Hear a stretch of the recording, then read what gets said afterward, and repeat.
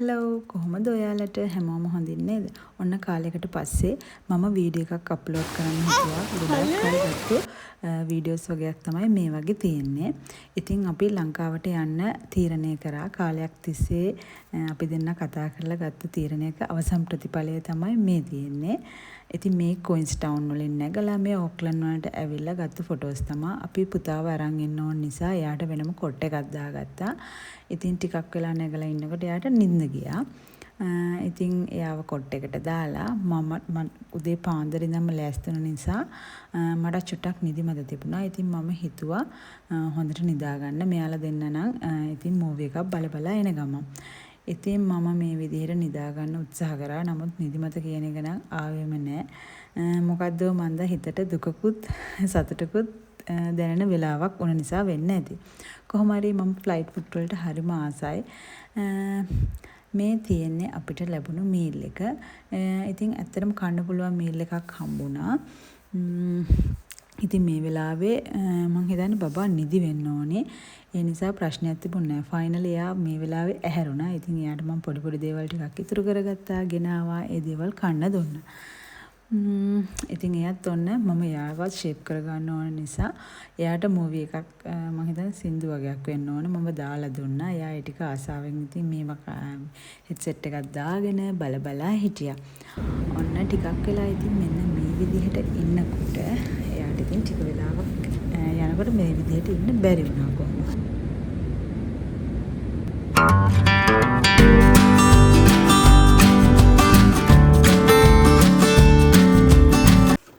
පේනවනේ අන්තිමට ඔන්න ෆ්ලයිට් එකේ බිමට බහලා දන ගන්න බඩ ගන්න එයාගේ වැඩ ටික පටන් ගත්තා.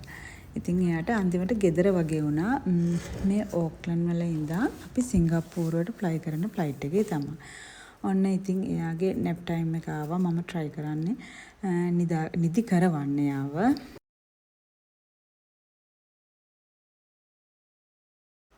ඔයාලටත් එක්ස්පීරියන්ස් ඇති නම් මේ වගේ බබෙක් ෆ්ලයිට් එක අරන් යනවා කියන්නේ මාරම අමාරු වැඩක්. ඒක ලොකු ගේමක්.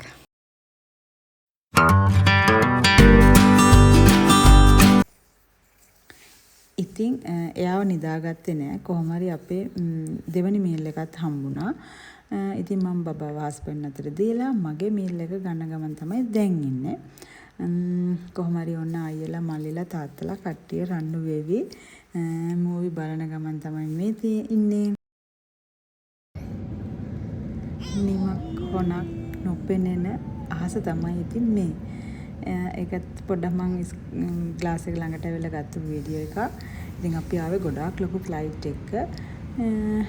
ඉතින් මෙහෙම තමයි පේන්නේ. මේ මං කියවනේ ඕක්ලන්ඩ් ඉඳන් එන ෆ්ලයිට් එක කියලා. ඉතින් කට්ටිය සෙට් වුණා මෙන්න මේ විදිහට. අපි සිංගප්පූරුවේ ට්‍රාන්සිට් එක ගන්න ගමන් තමයි එන්නේ.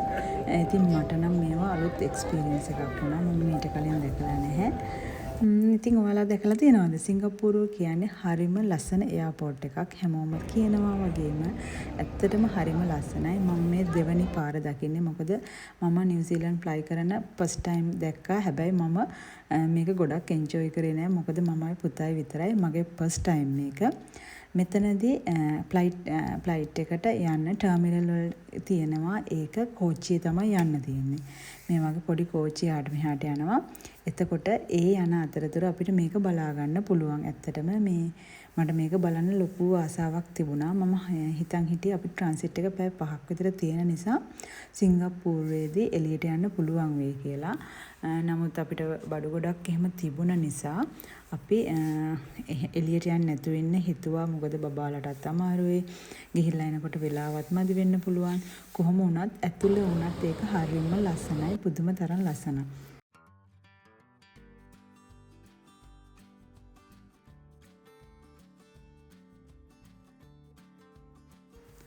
මං අහලා තියෙනවා සිංගප්පූරුවේ මුහුද ගොඩ කරලා තමයි මෙන්න මේ ටික හැදුවේ කියලා. කොහොම වුණත් ඉතින් ඇත්තටම මාරම ලස්සනයි. මෙතන ආටිෆිෂල් ගස් වගේම ඇත්ත ගසුත් තිබුණා. ඉතින් මෙන්න මේ විදිහට ලස්සන මාළු ටැංකියක් තිබුණා. ඒ දෙන්න ඒකත් එන්ජොයි කරා.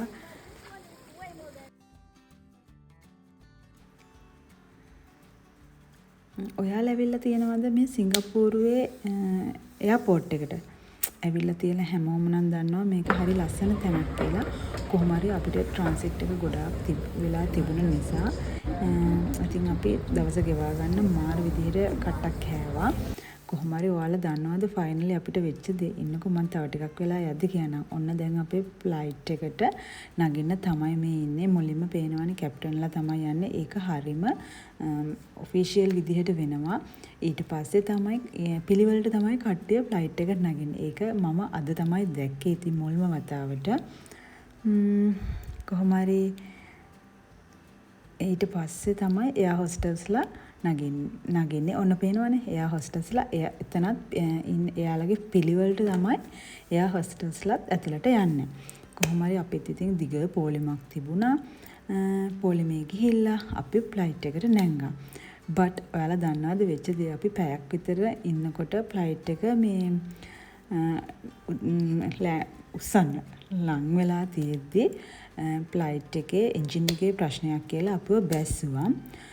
බස්සලා පැය දෙකකට විතර පස්සේ තමයි ඊට පස්සේ ෆ්ලයිට් එක ආපහු හැදුවා කියලා නගින්න ලෑස්ති වුණා. ඒ වෙලාවෙත් ආයෙ කිව්වා ෆ්ලයිට් එකේ එන්ජින් එකේ ප්‍රශ්නයක් ආයෙ තාම හරි ගිහිල්ලා නැහැ කියලා. කොහොම හරි යාලා අපිට මේල් එකක් දුන්නා. ඒතර මේ වෙලාවේ පුදුම බඩගින්නකින් නිදිමත මහන්සිය ඔක්කොමත් එක්ක හිටියේ. කොහොම හරි අපේ පුතා නම් ලොකු එක්කෙනා එහෙමම බුට්ටුවෙම නිදාගත්තා.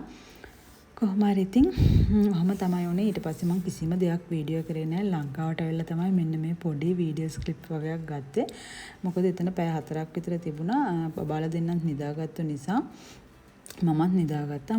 මොකද මේ ඉතින් රෑනේ වීඩියෝ කරන්න දෙයක් තිබෙත් නෑ. අනික එතන අපි කොට් එකක් දාලා තිබුණ නැති නිසා මම බබා අතේ තියාගෙන තමයි ආවේ. එයාලත් හොඳටම ටයර්ඩ් වෙලා හිටියේ.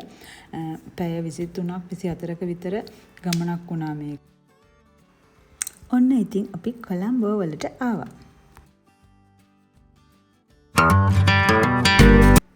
ඉතින් ජනවාරියේ ආවේ නත්තල් සරසපුවා තාමත් එහෙමම තිබුණා. ආපු ගමන්ම තිබුණා අපිට බර්ත්ඩේ සෙලිබ්‍රේට් එකක් පුතාගේ දවස් දෙකකට විතර පස්සේ. ඉතින් ඒකේ වීඩියෝස් තමයි මේ.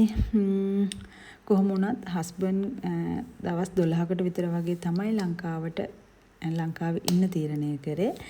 ඉතින් ඒ දවස් ටික පට ගාලා ගෙවුණා. අපි මේ සැරේ ලංකාවේ ඉන්න තීරණය කරා. මොකද හස්බන්ඩ්ගේ ජොබ් එක කියන්නේ එයාට PR එකකට යන්න පුළුවන් වුණොත් අපි යන්න හිතුවා. එහෙම නැත්නම් අපි මෙහි දිගටම නවතින්න කියලා තමයි හිතන් ඉන්නේ. කොහොම වුණත් මෙන්න මේ විදිහට තමයි ඉතින් ඒ බර්ත්ඩේ සෙලිබ්‍රේෂන් එකත් උනේ. පේනවනේ ඉතින් මල්ලි ෆස්ට් ටයිම් තමයි මේ අපේ ගෙදරට ආවේ. ඊට පස්සේ ඉතින් ඔන්න ඔහම මෙන්න මේ බර්ත්ඩේ සෙලිබ්‍රේට් එකත් සමහර විට ඉතින් මට ආයේ නවසීලන්තේ වීඩියෝස් ගේන්නම බැරි වේද දන්නේ නැහැ. අන්තිම දවස් ටික මෙන්න මේ විදිහට හස්බන්ඩ්ගේ අපේ ලංකාවේ ගත කරේ. ඉතින් ආයෙමත් vlog එකකින් හමු වෙමු.